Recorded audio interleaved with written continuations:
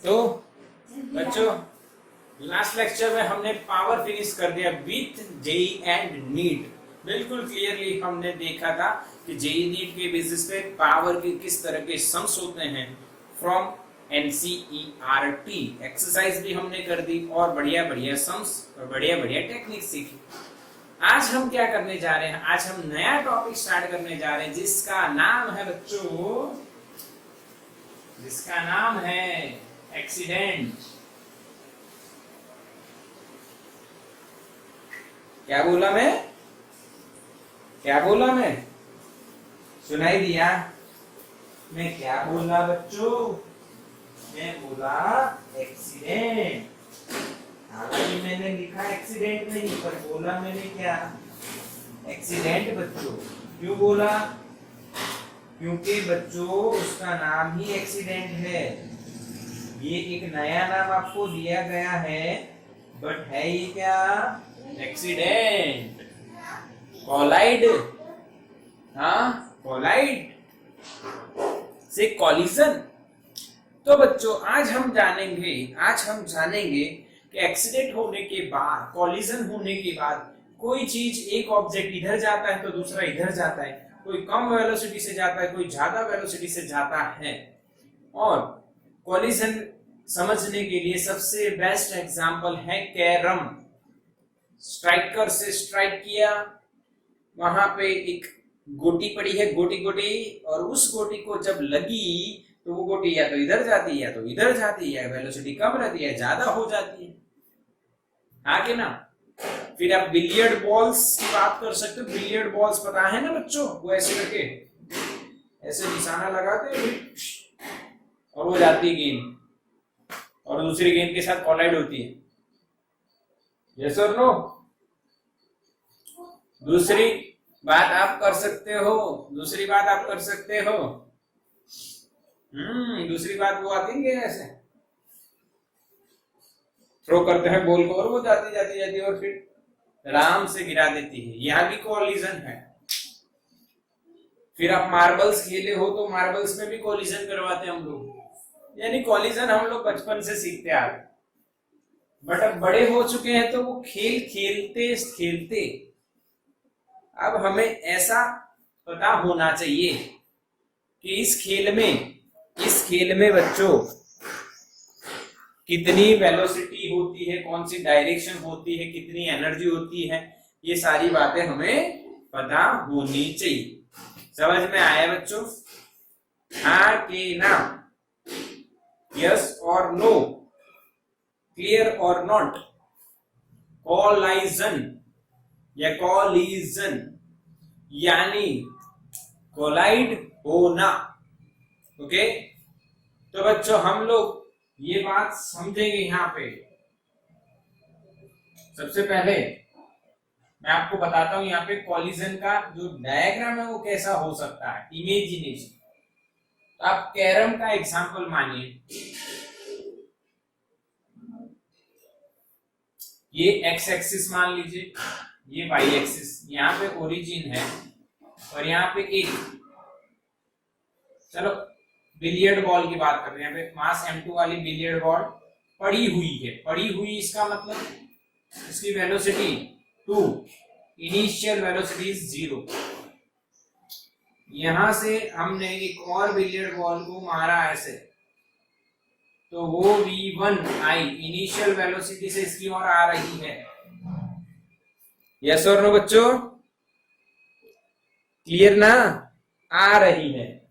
Collide होने के बाद 1 वाली जो है m1 मास वाली, वो इधर v1 फाइनल वेलोसिटी से जाती है कुछ एंगल बना के, और 2 वाली जो बॉल है वो इधर v2 फाइनल वेलोसिटी से कुछ एंगल बना के θ2 बना के विद एक्स एक्सिस जाती है।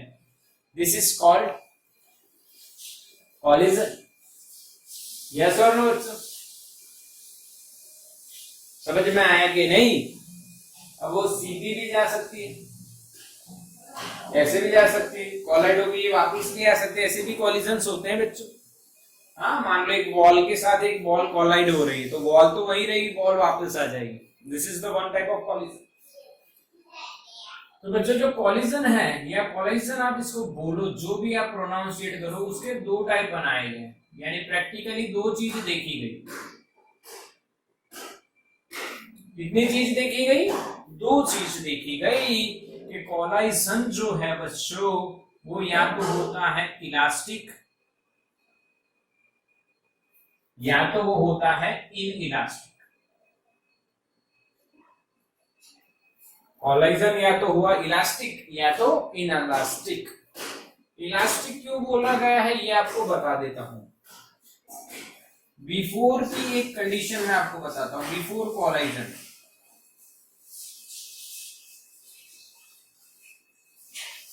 बिफोर की बात करते हैं। मान लो ये m1 मास और ये m2 मास, ये रेस्ट पे है। 1D की बात कर रहा हूं मैं, 1D में चर्चा कर रहा हूं ये, और ये मोशन में है, इसके साथ कोलाइड होता है। तो कोलाइड होता है तो आफ्टर कॉलिजन अगर m1 चला v1 फाइनल वेलोसिटी से और m2 चला v2 फाइनल वेलोसिटी से, तो उसे इलास्टिक बोलेंगे। और अगर m1 और m2 एक साथ चले और उनकी v1 फाइनल और v2 फाइनल सेम हो जाए, तो ऐसे कॉलिजन को बोलेंगे इन इलास्टिक। हाँ कि ना बच्चों? समझ में आया कि नहीं? इलास्टिक और इन इलास्टिक दो टाइप कौन से लॉजिक से बनाए गए? तो मैंने बेसिक बात बताई। यहां पे आप याद रखिए, हम साथ साथ हैं तो इन इलास्टिक, यानी दोनों साथ साथ चलते हैं, दोनों साथ साथ चलते हैं बच्चों। यहां पे दोनों अलग अलग। तब मैं जब भी आपको पूछूं कि दो ऑब्जेक्ट अलग अलग चल रहे हैं आफ्टर कॉलिजन, तो आप क्या बोलोगे? इलास्टिक। और दो ऑब्जेक्ट आफ्टर कॉलिजन एक साथ सेम वेलोसिटी से मोशन में है, तो आप क्या बोलोगे? In elastic. बिल्कुल पक्का। अब बाद में आपको कुछ एग्जांपल्स की बताता हूं, उससे आप मुझे बताना। सिर्फ मैसेज ये करना, ई यानी इलास्टिक, इन इलास्टिक का आप मैसेज करोगे आई। पक्का? इलास्टिक हो तो आप ई मैसेज करना, और इन इलास्टिक हो तो आप आई मैसेज करना। तो पहला मैं क्वेश्चन आपको पूछ रहा हूं, एक बिलियर्ड बॉल से दूसरी बिलियर्ड बॉल का कोलाइड होना, बताओ, मैसेज करो। इलास्टिक। देव, चौकसी, हुजैफा, सभी का आंसर आ रहा है। जो बिल्कुल करेक्ट आंसर है इलास्टिक। Yes, right answer. दूसरा, कैरम की गोटी से स्ट्राइकर का कोलाइड होना।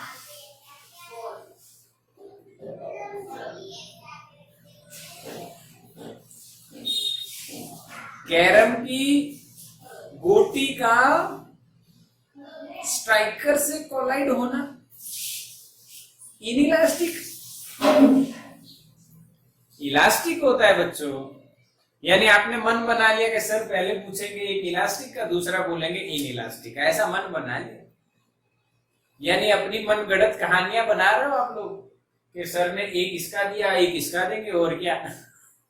कुछ बच्चे ने पहले से टाइप करके रखा होगा, यस ई हो गया, आई कर रहे पहले मेरा नाम। समटाइम्स इलास्टिक भी होता है, हाँ हो सकता है, मे बी, बट 99.99% नहीं होता है, नहीं होता। हाँ वो साथ साथ चला जाता है अंदर, वही बात कर रहे हो आप लोग, मैं समझ रहा हूं आपकी बात। यस होता है, पर वो साथ साथ नहीं जाता, कहीं वो पीछे पीछे जाता है। हाँ ठीक है, चलो ठीक है। एक और बात, एक और क्वेश्चन।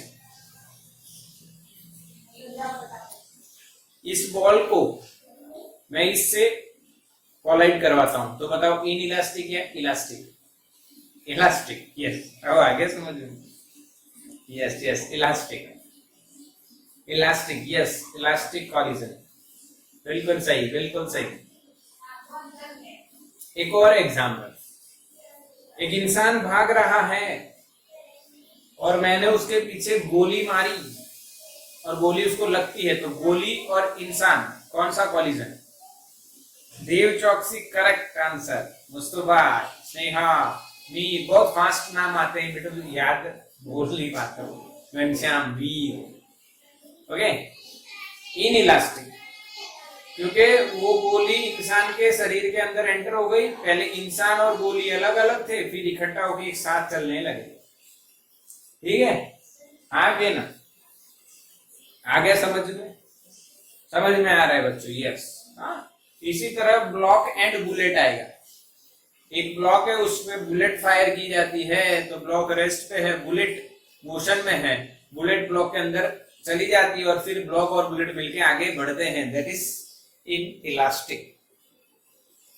यानी अब दुनिया का कोई भी एग्जाम्पल आपको ऐसा बोला जाए कि आफ्टर कॉलिजन ऐसा हो रहा है, तो यू कैन इजीली से बच्चा, यू कैन इजीली से इलास्टिक और in elastic. But there are some other logics, तो वो भी देखने पड़ेंगे, नहीं तो कैलकुलेशन कैसे करोगे? ओके, तो some are the special properties of this collisions or collisions, elastic and inelastic. First of all, you have to remember these two concepts, okay, simple concept. But for calculation, you have to remember this two once, another, second one also. First one this, second one also. Second is very important for the calculation. So we have to remember this second concept about elastic collision. But first one is very simple. If they are moving together, then we can say inelastic, otherwise elastic collision. Okay, but if total kinetic energy and momentum both conserve,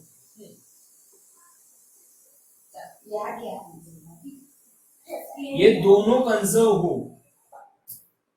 then you can say collision or collision is elastic. Only momentum is conserved, then you can say collision is inelastic. तो बच्चा लोग, if total kinetic energy and momentum both are conserved, then you have to say that the collision is elastic. But only momentum is conserved, then you can say inelastic. Okay?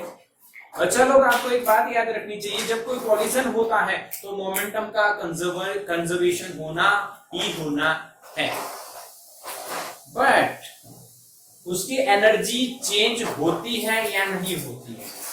तो इसमें energy change होती है, इसलिए energy conserve नहीं होती है। पर कौन सी एनर्जी कंजर्व नहीं होती? Total kinetic energy. ओके, तो इसमें क्या होगा? एनर्जी का लॉस होगा, और वो एनर्जी लॉस जो होगा वो कौन से टर्म में होगा बच्चों? हीट के टर्म में। कौन से टर्म में? Heat energy. समझ में आया? हाँ के ना बच्चों? बताओ क्या आपको क्लियर हुआ? बिल्कुल यस। ब्लर हुआ, क्लियर नहीं हुआ? मिसर कहता है क्लियर नहीं सर, ब्लर है। बेटा वाईफाई तो कंप्लीट आ रहा है, लाइव क्लास चल रहा है, रिकॉर्डिंग तो बढ़िया हो रही होगी, बट बच्चों क्लियर हो गया? यस क्लियर है। तो स्क्रीनशॉट ले लो, स्क्रीनशॉट ले लो फटाफट।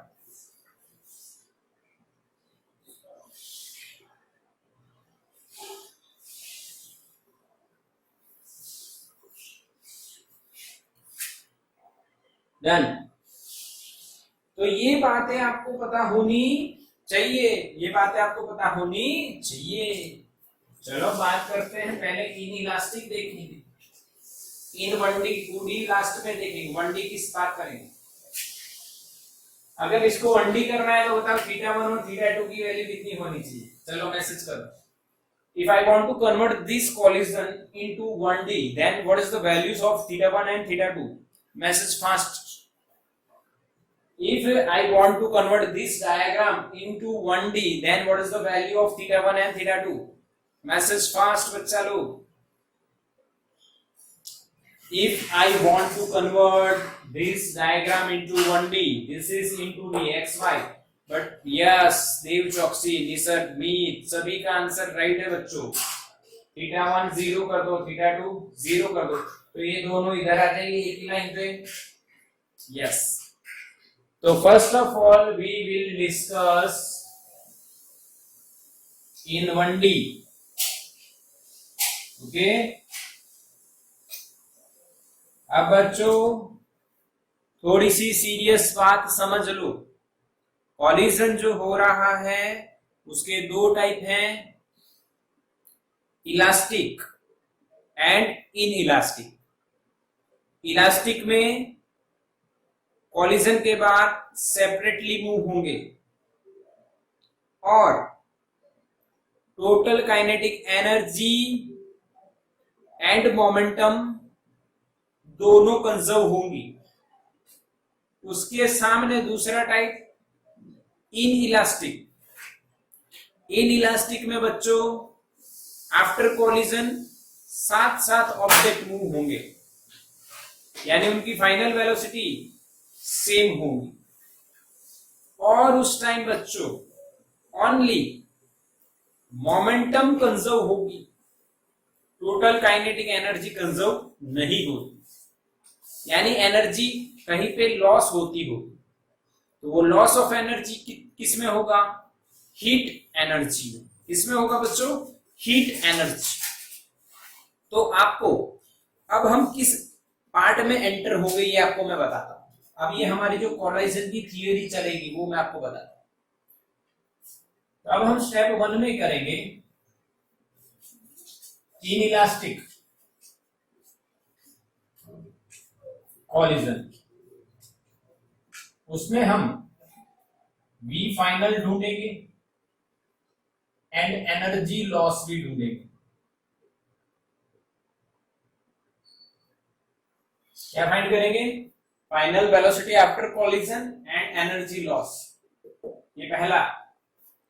स्टेप 2 हमारा क्या रहेगा? कॉलिजन का पूरा टाइप आपको बताना, फिर क्या क्या करने हैं। फिर हम देखेंगे इलास्टिक।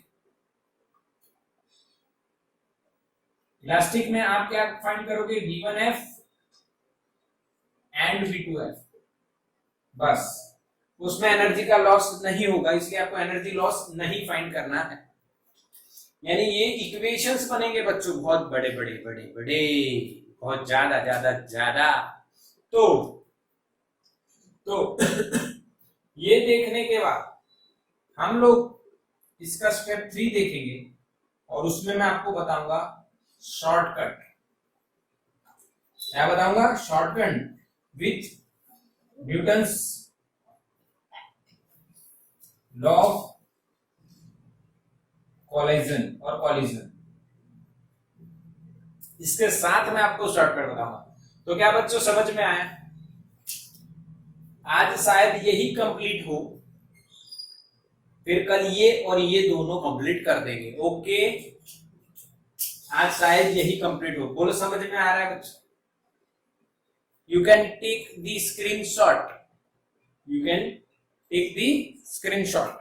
यस, मैं इधर मेरा काम कर रहा हूं, आप स्क्रीनशॉट ले लीजिए। पहला हम देखने वाले हैं in elastic collision and the values of theta 1 and theta 2 is 0 degree, so that we can say this is in one dimension.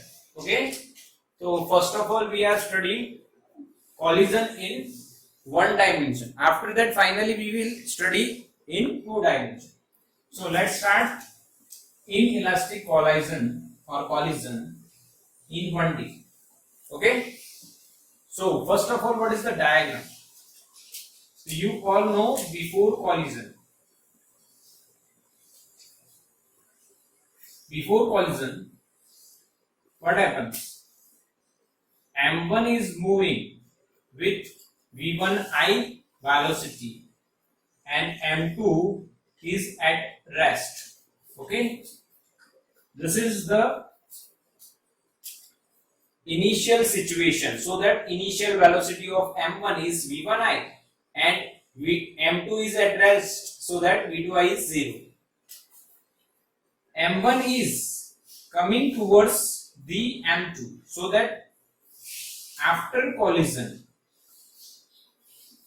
what happens? They both are moving with the same velocity. v1f and v2f is equal to vf. We have to find out this vf. What is the final velocity after collision of these two billiard balls or anything? Okay. Now, for that you have to remember that in elastic collision only momentum is conserved, and by using the conservation of momentum we can find the final velocity of these two balls or objects after collision. So that simply you can use according to law of conservation of momentum. You can write P final is equals to P initial. Okay. Now, what is P final? That means final momentum of the system. Here we are discussing 1D, so that we have to take only magnitude of momentum. 1D. We are discussing about 1D, so that we have to take magnitude. Okay. Pf is equals to Pi. No vector is required. Pf. What is final momentum of the system? M1 and M2 both are moving with the same velocity, so that we can write M1 plus M2 into V final. Yes or no, bachcha log? They are moving together after collision, so that we can write momentum of the system after collision M1 plus M2 into Vf. What is momentum? Mass into velocity. What is momentum? Mass into velocity, so that we can write total mass of the system after collision into velocity after collision. Okay. Now, what is initial momentum? We all know they are separated and they contains different velocities. Okay. So that we have to write separately M1 V1I plus M2 V2I, but here in our case V2I is 0. Okay. So finally you will get the final velocity of the two objects after collision. Vf is equals to M1 V1I divided by M1 plus M2. Very simple calculation and very easy equation. You have to remember this. But बच्चा लोग last में मैंने step 3 में आपको एक shortcut देना, ये fix है, एक शॉर्टकट देना ये फिक्स है। मैंने आपको पहले ही कह दिया था कि मैं आपको एक शॉर्टकट दूंगा लास्ट में। ओके, तो बच्चों लास्ट में एक शॉर्टकट मिलेगा, so don't worry about this कि कैसे याद रखेंगे। ओके, बट कैसे आए ये समझ में आना चाहिए। तो पहले आपने फाइनल वेलोसिटी फाइंड कर ली, अब हम क्या फाइंड करेंगे? Energy loss. यहां पे हमने पहले क्या फाइंड किया? पहले हमने यहां पे क्या फाइंड किया? Final velocity. अब हम क्या फाइंड करने वाले हैं? एनर्जी का loss, loss of energy. Okay, what is loss of energy? Loss of energy किसे कहते हैं? लॉस ऑफ एनर्जी किसे कहते हैं मेरे बच्चों?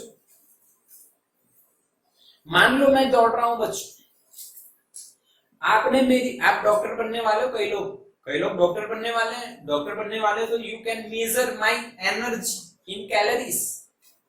और मैं दौड़ा और कुछ समय के बाद मेरी एनर्जी आपने जो पहले मेजर की थी क्या उतनी होगी? बोलो हाँ कि ना, यस और no? No, because perspiration process is there. Perspiration process is there. पसीना आएगा, टेम्परेचर चेंज होगा तो पसीना आएगा। हाँ, हमारी बॉडी में पसीना क्यों आता है? हाँ, because there is a perspiration process. Perspiration process biology में आता होगा कि भाई टेम्परेचर बॉडी का चेंज होता है तो उसको मेंटेन करने के लिए पसीना आता है, तो पसीने में एनर्जी लॉस होती है। तो फाइनल मेरी एनर्जी जो आपने इनिशियल मेजर की थी उतनी नहीं होगी, वो कुछ कम होगी। इनिशियल ज्यादा थी, फाइनल कम थी, तो एनर्जी का क्या हुआ? लॉस। तो बच्चों वही है एनर्जी लॉस, डेल्टा के इज इक्वल्स टू के इनिशियल माइनस के final. Total initial kinetic energy minus total final kinetic energy. तो इनिशियल क्या होगी बच्चों? Half m1v1 I square. You all know the equation of kinetic energy from 9th standard. From 9th standard you all know this equation, half mv square. We all know what is the kinetic energy of this m1 mass which is moving with the velocity v1I. The equation is half m1 v1 I square. Okay, but you can take the kinetic energy of m2 is 0. Why? Because its velocity is 0. So it is not required to write the kinetic energy of this.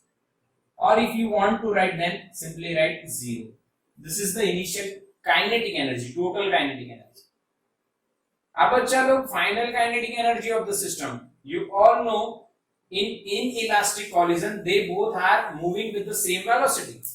Then you can consider this m1 m2 mass as a single system, so that you can write half m1 plus m2 into v final square, into v final square. Okay, now half m1 v1 I square minus half m1 plus m2 vf square.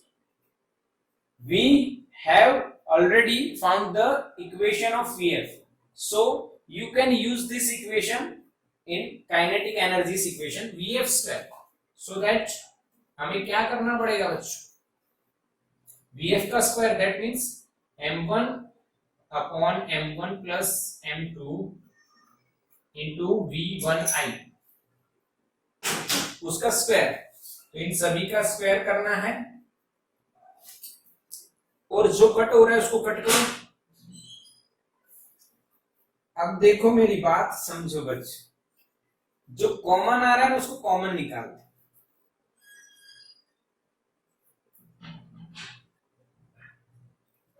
Half m1 v1 I square इसमें भी है और half m1 v1 I square इसमें भी है, तो मैंने common निकाल लिया। तो यहाँ पे क्या बचेगा? 1 माइनस यहाँ पे ऊपर बचेगा m1 और नीचे बचेगा m1 प्लस m2। v1i का स्क्वायर तो बाहर आ गया, एक m1 बाहर आ गया, तो एक m1 ऊपर बचेगा, नीचे तो पूरा का पूरा m1 प्लस m2 बचेगा। बोलो समझ में आया कि नहीं बच्चों? मैसेज फास्ट आया तो हाँ, ना तो ना। यस, समझ में आया बच्चों? क्लियर? Yes yes. तो बच्चों डेल्टा के अब क्या लिखा जाएगा? Half m1 v1 I square into the bracket LCM लोगे तो m1 plus m2 minus m1 upon m1 plus m2। Yes or no? Multiply this m1 m2 with the 1, so m1 plus m2 minus m1 upon m1 plus m2. m1 m2 m1 m1 cut, then we will get final answer. We will get final answer. Half m1 ये m2 upon m1 plus m2 into v1i square. This is the change in energy, or you can say loss in energy. बच्चा लोग पता चला कि नहीं? Yes और no? हाँ, ये इक्वेशन कब पॉसिबल है? This equation is possible only when the m2 is initially at rest. If m2 is initially in motion, so that you have to write a v2i over here and there is a v2i over here, so that vf का equation कुछ और बन जाएगा। तो vf कुछ और बनेगा तो यहाँ पे कुछ और आ जाएगा vf, पूरा इक्वेशन थोड़ा सा चेंज हो जाएगा। तो इसलिए आपको रट्टा नहीं लगाना है, इसलिए आपको ये मेथड याद रखनी है। अगर आपने ये इक्वेशन रट्टा लगा लिया तो बच्चों फंस जाओगे कि लॉस इन एनर्जी ये होता है, पर ऐसा पता होना चाहिए कब होता है, जब V2I 0। अगर V2I 0 नहीं है बच्चों तो आपको पहले इनिशियल काइनेटिक एनर्जी फाइंड करनी पड़ेगी, फिर फाइनल फाइंड करनी पड़ेगी, और फिर उनका सब्ट्रैक्शन जो आप निकालोगे वो आपका लॉस रहेगा। यस और नो बच्चों? हाँ के ना? बिल्कुल पक्का? तो बच्चों देख लिया आपने क्या हो रहा है। अब देखो कई बार ऐसा भी केस होता है, special case,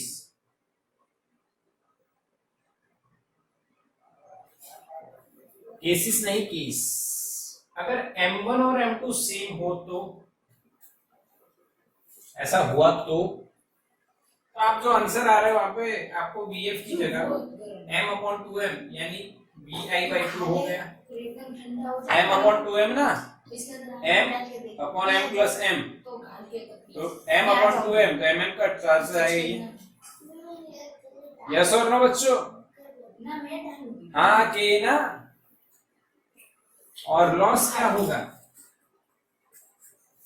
m into m, m square upon 2m, तो यहाँ पे बच्चों half m/2 v1i square. Yes और no? m into m, m square upon 2m, तो एक m कट हो गया तो m/2 बचा। बोलो समझ में आया कि नहीं? हाँ के ना बच्चा लोग? यस यस यस, बिल्कुल समझ में आ रहा है, बिल्कुल समझ में आ रहा है। क्लियर दिख रहा है?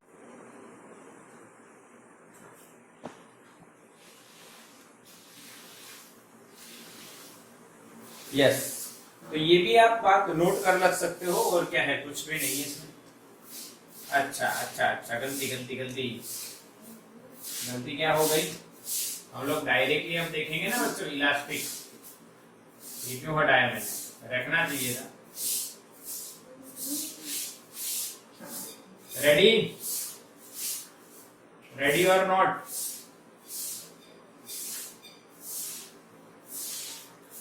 रेडी और नॉट? इलास्टिक देख ले, चलो फटाफट मैसेज करो, वी हैव 15 मिनट्स, फिर कल डायरेक्ट शॉर्टकट सारे इक्वेशन याद रख लेंगे। Yes yes yes, very good, सभी बच्चे रेडी हैं, बहुत अच्छी बात है।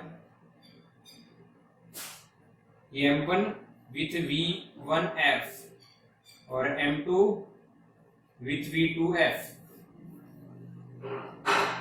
पहले हम फाइनल वेलोसिटी निकालेंगे, पहले हम क्या निकालेंगे? फाइनल वेलोसिटी ऑफ 1, और फिर हम फाइनल वेलोसिटी ऑफ 2 निकालेंगे, क्योंकि इसमें एनर्जी का लॉस तो होना नहीं है, इसीलिए सिर्फ हमें वेलोसिटी ही निकालनी है। चलो तो बच्चों स्टार्ट करते हैं, समझना किस तरह से हम सॉल्व करेंगे। तो वही फाइनल वेलोसिटी निकालने के लिए आपको final momentum is equal to initial momentum, तो फाइनल मोमेंटम अब आपको अलग अलग लिखनी पड़ेगी। इसकी m1 v1f, इसकी m2 v2f is equal to m1 v1i। आगे ना बच्चों, समझ में आया? यस और नो? क्लियर ना? डाउट हो तो पूछ लो, मैसेज करो, लाइव क्लास चल रहा है, रिकॉर्डिंग तो एक साइड में हो रही है, कोई डाउट रखने जैसी बात ही नहीं है मेरे बच्चों। अब इसमें देखो ये M1 वाला सेम है तो उसको उधर ले लेते हैं, तो मैं इधर लिखता हूं M2V2F, इसको इधर लेके आएंगे तो माइनस हो जाएगा और M1 कॉमन आएगा तो M1 कॉमन, V1 आई इधर और ये इधर आ रहा है तो माइनस V1F। इसको इक्वेशन नंबर 1 बना दो, इसको क्या बना दो, इक्वेशन नंबर 1। अब इसका कोई सॉल्यूशन नहीं मिलेगा, क्यों? मैथ्स वालों को भी पता है और बायो वालों को भी पता है, एक इक्वेशन में दो अननोन है, ये भी फाइंड करना है और ये भी फाइंड करना है। एक इक्वेशन में V1F भी है और V2F है, तो दो अननोन है, तो एक इक्वेशन में दो अननोन होंगे तो कभी सॉल्व नहीं होंगे, तो हमें कुछ और करना पड़ेगा। अब हम according to conservation of total kinetic energy, K final is equal to K initial. तो बच्चों टोटल काइनेटिक एनर्जी भी यहां पे कंजर्व हो रही है, तो final is equal to initial, तो फाइनल क्या लिखोगे, हाफ M1V1F का स्क्वायर प्लस हाफ M2V2F का स्क्वायर, इनिशियल क्या आएगी, हाफ M1V1I का स्क्वायर। अब यहाँ पे भी ये बात आप समझ लीजिए, अगर यहाँ पे V2I 0 नहीं होता है तो यहाँ पे V2I भी लिखना पड़ेगा, पर मैंने आपको पहले ही बता दिया कि जो स्टेप 3 हम देखेंगे वो बच्चों इतनी सिंपल आपको शॉर्टकट दिया जाएगा, so don't worry.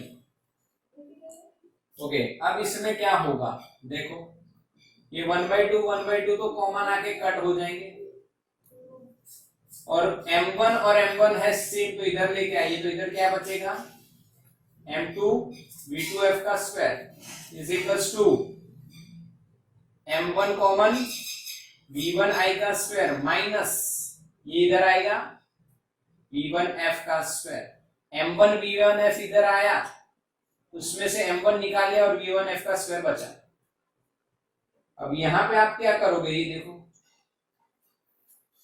Left side as it is रख दो, और राइट साइड में आपको कुछ दिख रहा है, बताओ बच्चों क्या दिख रहा है, राइट साइड में कुछ दिख रहा है जो आपने पहले पढ़ा हो, ए स्क्वायर माइनस बी स्क्वायर पढ़ा है।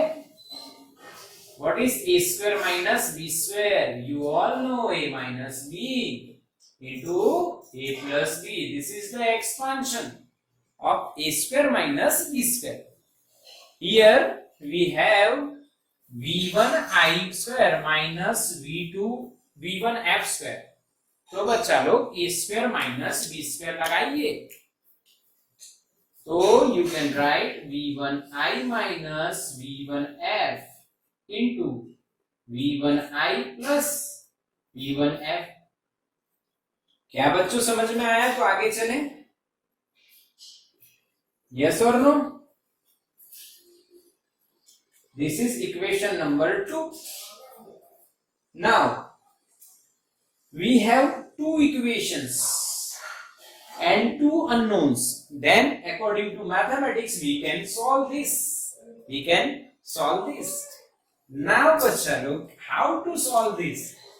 You all know the elimination method. You all know the elimination method. But here elimination process में आप क्या करना चाहोगे, तो आप देख रहे हो बच्चों, अगर इनका रेशियो लिया जाए, डिवाइड किया जाए, डिवाइड इक्वेशन 2 बाय इक्वेशन 1, तो आपको एक सिंपल इक्वेशन मिलेगा और जिसमें कुछ वैल्यूज मिलेंगी, वो आप इसमें पुट करोगे तो आप इजीली आंसर ले पाओगे या ला पाओगे। तो बच्चा लोग हम क्या करने वाले हैं, हम लोग इक्वेशन 2 को 1 से डिवाइड करेंगे, तो लेफ्ट साइड को लेफ्ट साइड से डिवाइड करो राइट साइड को राइट साइड से डिवाइड करोगे तो लेफ्ट साइड में m2 तो कट हो जाएगा, v2f का स्क्वायर अपॉन v2f, तो क्या बचेगा v2f is equals to, right side में m1 कट हो जाएगा, v1i माइनस v1f भी कट हो जाएगा, तो क्या बचेगा v1i plus v1f। This is equation number 3। हाँ के ना बच्चों? अब देखो आप क्या कर सकते हो, अब देखो आप क्या कर सकते हो बच्चों, इस v2f को आप 1 या 2 में पुट कर दीजिए तो आपको सिर्फ v1f वाला आंसर मिल जाएगा। तो put equation number 3 in equation number 1, 3 को 1 में रख रहे हैं, m2 v2f की जगह क्या लिखोगे आप, v1i plus v1f is equals to m1 v1i minus v1f। Yes और नो बच्चों? समझ में आया कि नहीं? लंबी प्रोसेस है, घबराना नहीं है, क्योंकि फॉर जी नीट में लास्ट में स्टेप 3 जो कल देखेंगे उसमें मैं आपको शॉर्टकट बताने वाला हूं, कैसे इसको सॉल्व करना है, कैसे इनको याद रखना है। सॉल्यूशन मेथड तो यही है बच्चों, समझ में आ रही है कि नहीं? हाँ कि नहीं? First step apply law of conservation of momentum, second step apply total kinetic energy conservation, then divide equation 2 by 1, divide equation 2 by 1। समझ में आ रहा है? हाँ कि ना? तो बच्चों इतना आपको समझ में आया। अब हमने सॉल्व करके इसमें देखो सिर्फ v1f अननोन है, आपको ये दो ढूंढने थे पर अभी इक्वेशन आ चुका है जिसमें सिर्फ एक ही अननोन है, तो आप उसको सब्जेक्ट बनाने का ट्राई कीजिए।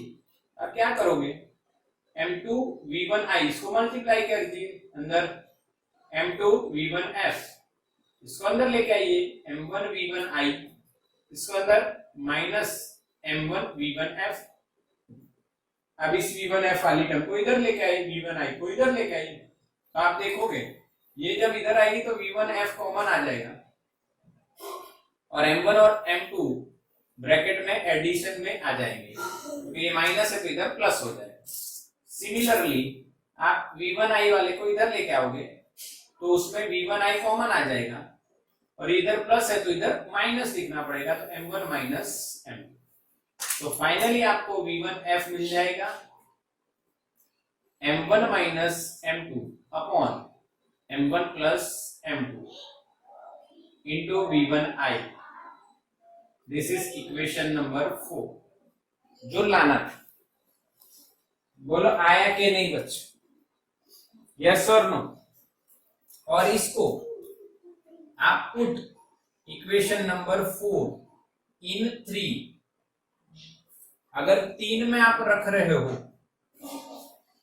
जिसमें v2f ऑलरेडी आपको मिला हुआ है इन टर्म्स ऑफ v1f और v1f आपने फाइंड कर लिया, तो इसमें रख दो तो आपको आंसर मिल जाएगा v2f का।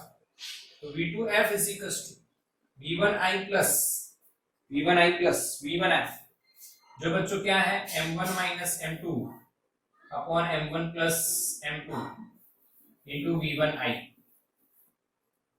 अब बच्चों आप v1i को कॉमन निकाल दो तो ब्रैकेट में आपको यहाँ पे 1 दिख जाएगा, यहाँ पे तो जो बचा है वही लिखो।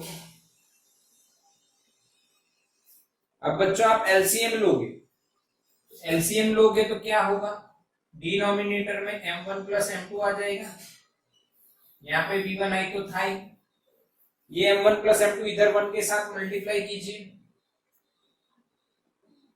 प्लस m1 माइनस m2 तो है। अब m2 और m2 कट हो जाएंगे क्योंकि माइनस है, तो फाइनली आपको क्या मिलेगा m1 plus m1 2m1 upon m1 plus m2 into v1i। This is the final answer of v2f, equation number 5। Yes और नो? बच्चे समझ में आई पूरा इक्वेशन कैसे डिराइव करना है, किसे हमें डिराइव करना है पूरा समझ में आना है। पहले law of conservation of momentum, फिर law of conservation of energy, total kinetic energy, उन दोनों का रेशियो, और एक तीसरा इक्वेशन, उस तीसरे को पहले में वापस रख दो तो V1F मिल जाएगा, उस V1F को तीसरे में रखोगे तो V2F मिल जाएगा। बोलो हाँ के ना बच्चों? मैं जो बोल रहा हूं वो समझ में आ रहा है कि? Lengthy process but simple, again lengthy process but simple. Okay okay, clear ना? तो स्क्रीनशॉट लो, इसके स्पेशल केस भी देख लेते हैं जल्दी से।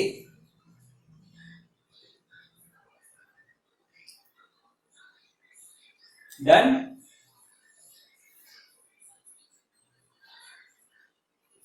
डन बच्चों?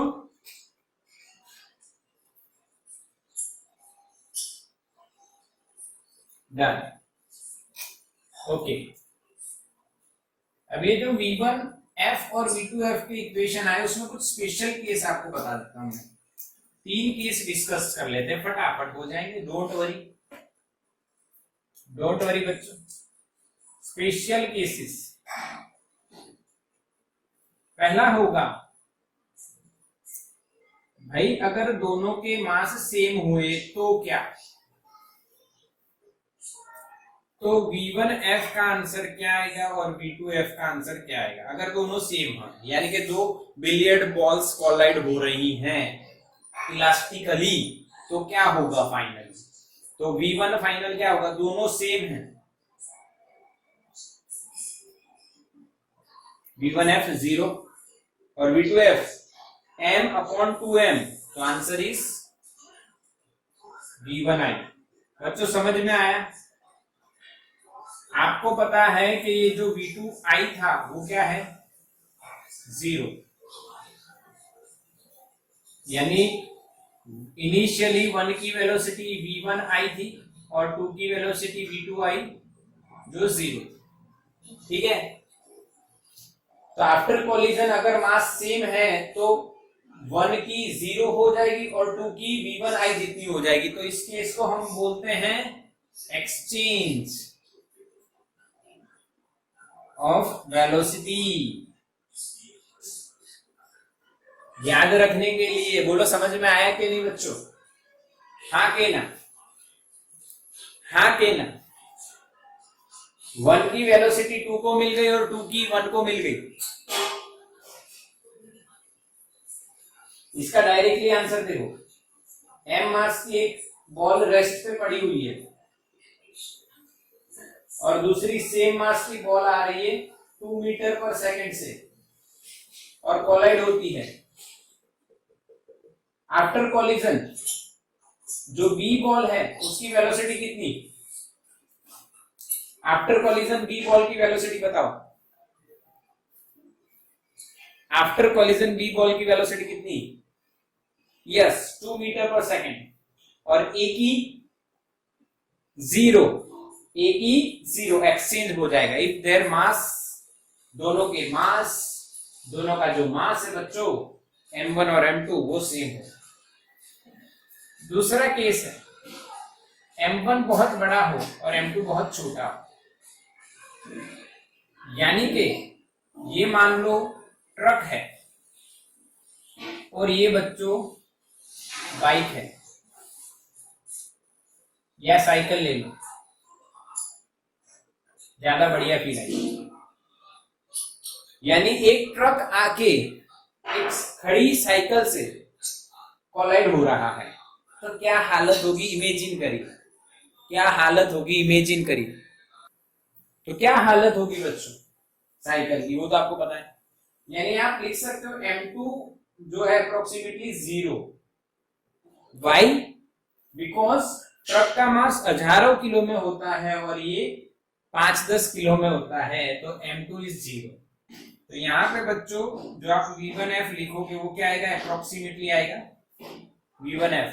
m2 इज 0 तो ये गया, m1 m1 कट, तो क्या हो जाएगा बच्चों? V1I। और V2F क्या होगा?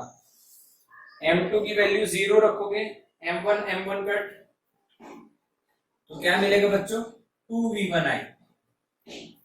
यानी कि बच्चों अगर 1 नंबर ट्रक है तो ट्रक की वेलोसिटी में कोई फर्क नहीं पड़ेगा, पर साइकिल ट्रक की वेलोसिटी से 2 गुना वेलोसिटी से दूर चली जाएगी। हाँ कि ना बच्चों, समझ में आया कि नहीं, फील हुआ कि नहीं? ट्रक और खड़ी रेस्ट पे खड़ी हुई साइकिल का जब कॉलिजन होता है तब ऐसा सिचुएशन क्रिएट होता है। तीसरा जो केस है बच्चों, M1 अब बहुत मान लो छोटा हो, यानी ये साइकिल हो और ये ट्रक हो। हमारे इस केस में M2 रेस्ट पे है, तो अब ट्रक खड़ा है और उसको VI वेलोसिटी से आके V1I वेलोसिटी से आके एक साइकिल कोलाइड हो रही है, तो क्या होगा? तो अब किसका मास इग्नोर करेंगे? साइकिल का विद रिस्पेक्ट टू ट्रक। तो V1F क्या होगा बच्चों और V2F क्या होगा? देखो इन इक्वेशंस में M1 0 रख दो, M1 0 M2 कट पर minus V1I, approximately minus V1I, और यहां पे M1 0 रखोगे अप्रोक्सीमेटली V2F क्या आ जाएगा? 0।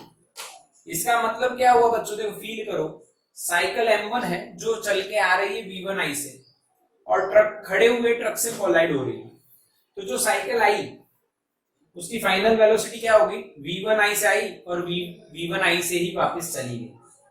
बट जो ट्रक खड़ा था जिसकी इनिशियल वेलोसिटी 0 थी M2 की, वो फाइनल भी क्या होगी? 0 होगी। बोलो फील आई कि हाँ कि ना बच्चों? यस और नो? क्या ये केसेस समझ में आए?